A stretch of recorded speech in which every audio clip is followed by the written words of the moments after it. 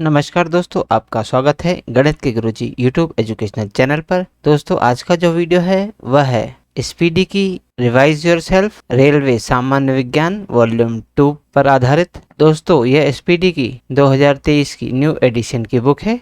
इसमें सन 2022 तक जितने भी रेलवे एग्जाम्स में प्रश्न पूछे गए हैं वे सभी इसमें दिए गए हैं। दोस्तों, यह रेलवे की सामान्य विज्ञान की बुक केवल रेलवे के लिए ही नहीं, बाकी अन्य जितनी भी परीक्षाएं होती हैं जिनमें सामान्य विज्ञान के प्रश्न पूछे जाते हैं उन सभी प्रतियोगिता परीक्षाओं के लिए उपयोगी है। दोस्तों, इस बुक में बहुत सारे सेट्स दिए गए हैं, तो दोस्तों आपके लिए बहुत अच्छा अवसर है कि हमारे इस चैनल पर बिल्कुल शुरू से इस बुक की शुरुआत हो रही है। तो आइए हमारे साथ इस बुक को पूरा कीजिए और अपनी तैयारी को बेहतर कीजिए।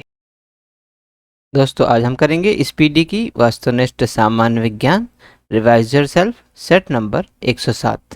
तो चलिए दोस्तों फिर शुरू करते हैं। पहला प्रश्न, गेहूं का खाया जाने वाला भाग कौन है? दोस्तों, गेहूं का खाया जाने वाला भाग पूरा फल है। अगला प्रश्न, प्रश्न नंबर 2, पीलिया रोग किसकी अधिकता के कारण होता है?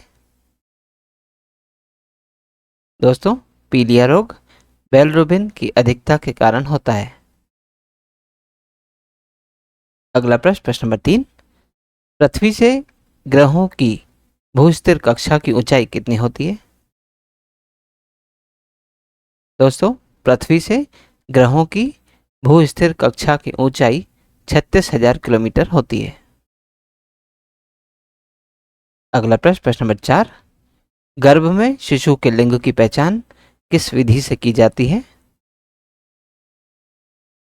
दोस्तों, गर्भ में शिशु के लिंग की पहचान एमनियोसेंटेसिस विधि से की जाती है।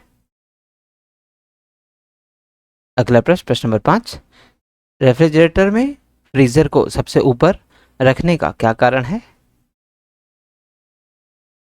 दोस्तों, रेफ्रिजरेटर में फ्रीजर को सबसे ऊपर रखने का कारण है कि जिससे वह संवहन धाराएं स्थापित कर अंदर के पूरे भाग को ठंडा कर सके।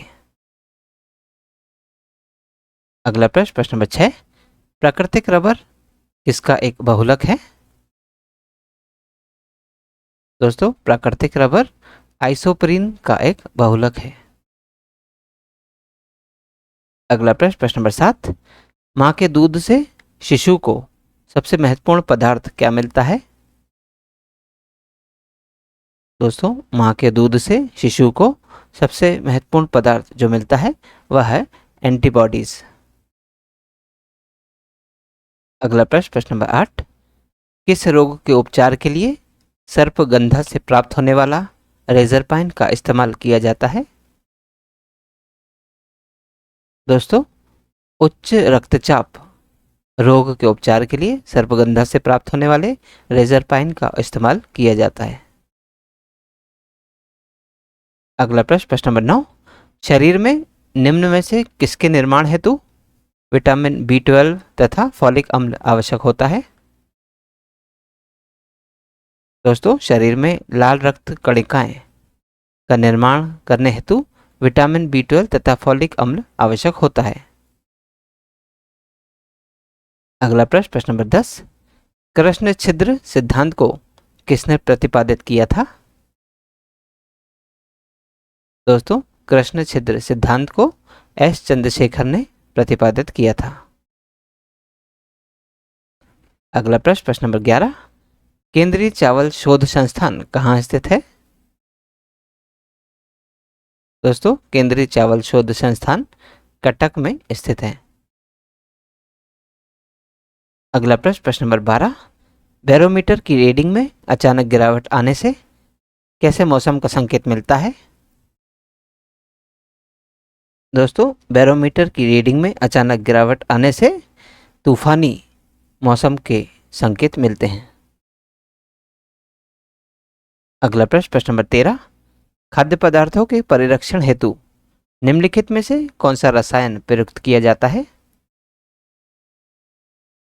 दोस्तों, खाद्य पदार्थों के परिरक्षण हेतु निम्नलिखित में से जो रसायन प्रयुक्त किया जाता है उसका नाम है बेंजोइक अम्ल।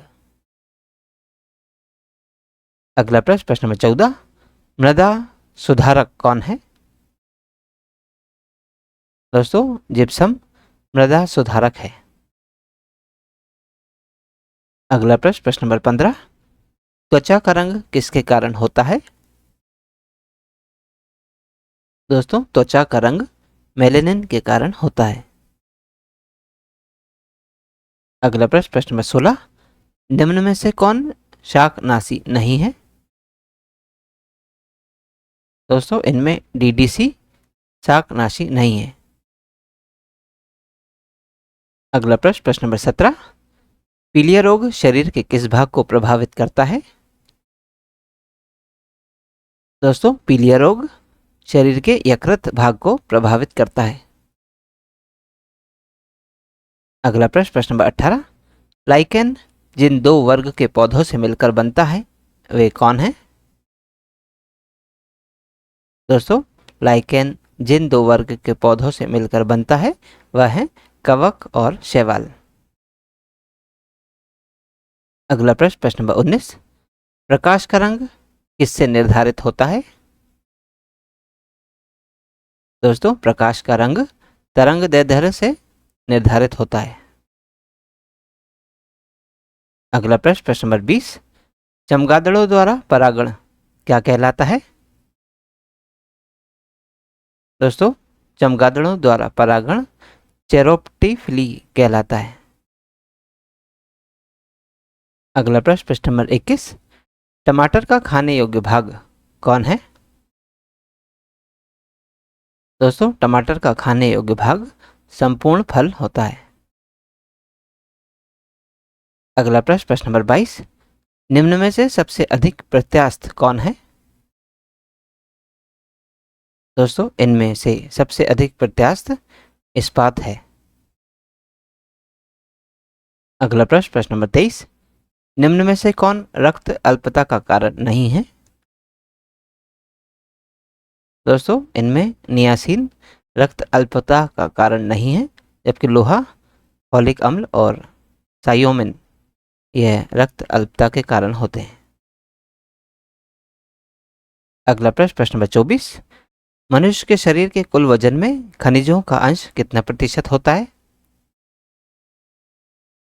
दोस्तों मनुष्य के शरीर के कुल वजन में खनिजों का 4% अंश होता है। अगला प्रश्न, प्रश्न नंबर 25, पीलिया रोग शरीर के किस भाग में गड़बड़ी से होता है? दोस्तों पीलिया रोग शरीर के लीवर भाग में गड़बड़ी से होता है। अगला प्रश्न, प्रश्न नंबर 26, आकाशगंगा किसमें वर्गीकृत की गई है? दोस्तों आकाशगंगा सर्पाकार गैलेक्सी के रूप में वर्गीकृत की गई है। अगला प्रश्न, प्रश्न नंबर 27, सूर्य की ऊर्जा किसके द्वारा उत्पन्न होती है? दोस्तों सूर्य की ऊर्जा नाभिकीय संलयन के द्वारा उत्पन्न होती है। अगला प्रश्न, प्रश्न नंबर 28, शल्य क्रिया में आर्थ्रोप्लास्टी क्या है? दोस्तों शल्य क्रिया में आर्थ्रोप्लास्टी कूल्हे के जोड़ का प्रतिस्थापन है। अगला प्रश्न, प्रश्न नंबर 29, कौन सा हार्मोन्स लड़ो या उड़ो हार्मोन्स कहलाता है? दोस्तों एड्रेनलिन हार्मोन्स लड़ो या उड़ो हार्मोन्स कहलाता है। अगला प्रश्न, प्रश्न नंबर 30, प्रकाशीय सजावट तथा विज्ञापन के लिए विसर्जन नलिकाओं में प्रयुक्त होने वाली गैस कौन सी है? दोस्तों प्रकाशीय सजावट तथा विज्ञापन के लिए विसर्जन नलिकाओं में प्रयुक्त होने वाली गैस नियॉन गैस है। अगला प्रश्न, प्रश्न नंबर 31, निम्नलिखित में से कौन सा विस्फोटक पदार्थ नहीं है?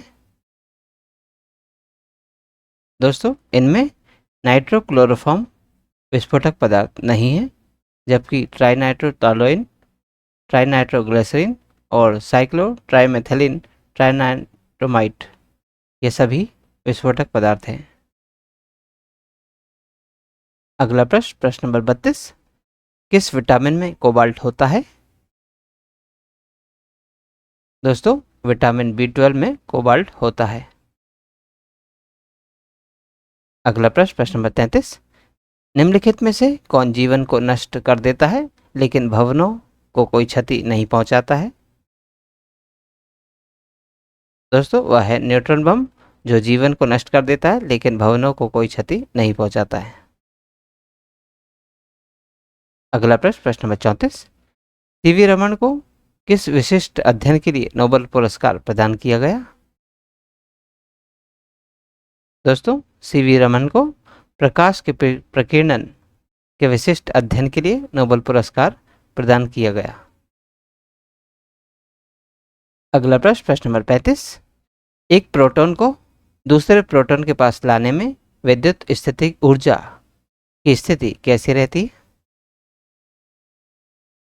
दोस्तों, एक प्रोटॉन को दूसरे प्रोटॉन के पास लाने में विद्युत स्थितिज ऊर्जा अपरिवर्तित रहती है। अगला प्रश्न, प्रश्न नंबर 36, विटामिन के का कार्य क्या है? दोस्तों, विटामिन के का कार्य है रक्त का थक्का जमाना। तो दोस्तों, आज की इस प्रश्नावली में कुल 36 प्रश्न थे जो हमारे द्वारा पूर्ण कर लिए गए हैं। दोस्तों, यदि आप आज की वीडियो का PDF प्राप्त करना चाहते हैं तो आप हमारे टेलीग्राम चैनल से जुड़ सकते हैं। दोस्तों, हमारे टेलीग्राम चैनल में इस YouTube चैनल के सभी वीडियोस के PDF मुफ्त में अवेलेबल है, तो आज ही जाइए और तुरंत ज्वाइन कीजिए और सभी वीडियोस के PDF को मुफ्त में डाउनलोड कीजिए और अपनी तैयारी को बेहतर कीजिए।